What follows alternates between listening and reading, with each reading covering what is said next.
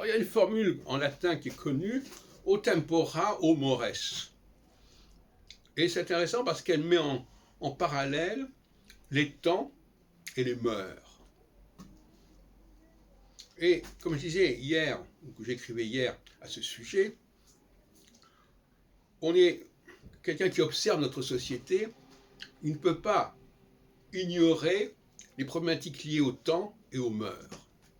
Le temps, c'est tout ce qui est cyclique, tout ce qui est récurrent, et les mœurs, ce sont les comportements au niveau de la société, les différents groupes qui fonctionnent dans cette société et qui ont chacun des missions, des fonctions différentes, et des mentalités différentes, et des valeurs différentes. Au tempora, au mores. Donc voilà, ça me paraît une très très bonne idée.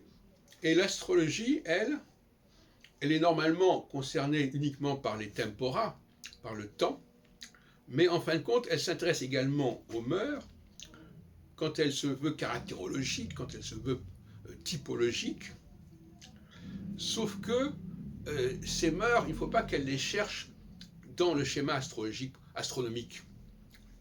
Je reviens sur la question des rapports entre astrologie et astronomie. Il ne faut pas mettre de l'astronomie partout. L'astrologie doit tenir compte des structures sociales en tant que telles. Elle peut étudier la temporalité et la récurrence de ces structures sociales, mais ces structures sociales elles-mêmes ne dépendent pas stricto sensu de l'astrologie. Elles dépendent d'un plan général dont l'astrologie fait partie. Alors, je reviens là-dessus, le plan divin, si on peut dire, un plan divin qui organise et qui reformate notre planète, et qui à la fois s'occupe de la structure cyclique, de la structure temporelle, mais aussi des mœurs, des comportements, de la division du travail, et même éventuellement de la lutte des classes. Donc, le champ de l'astrologie, je le disais l'autre jour, de l'anthropocosmologie, si on préfère, c'est d'étudier les mœurs, d'étudier les périodes, les périodicités. Alors André Barbeau s'est intéressé par exemple à la suite de Gouchon aux 2 guerres mondiales, mais enfin, ce n'est pas une donnée sociologique majeure, hein, et qui soit permanente et récurrente à travers les siècles. Donc ce n'est pas très sérieux. Mais étudier les mœurs, étudier les cyclicités, et à ce moment-là, quand on reprend le problème à la base, c'est-à-dire sans être marqué par une volonté de coller à la tradition, il faut repenser la question et se demander notamment quelles sont les données astronomiques qui peuvent rendre compte d'un certain nombre de cyclicités que nous observons autour de nous. C'est ce que j'ai fait dans Clé pour l'astrologie, où je me suis beaucoup intéressé à la question des empires, à la question de la colonisation, etc.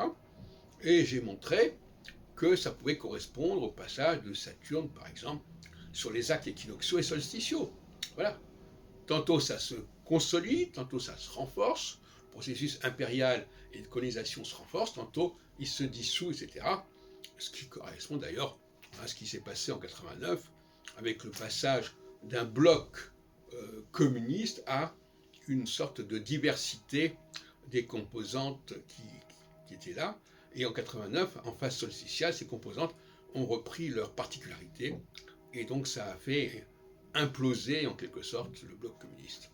Alors Barbeau avait bien mis en évidence cette année 89, mais il n'avait pas du tout dit ce qui s'y passerait. Donc il n'avait pas compris que c'était un phénomène équinoxe-solstice et non pas un phénomène Saturne-Neptune.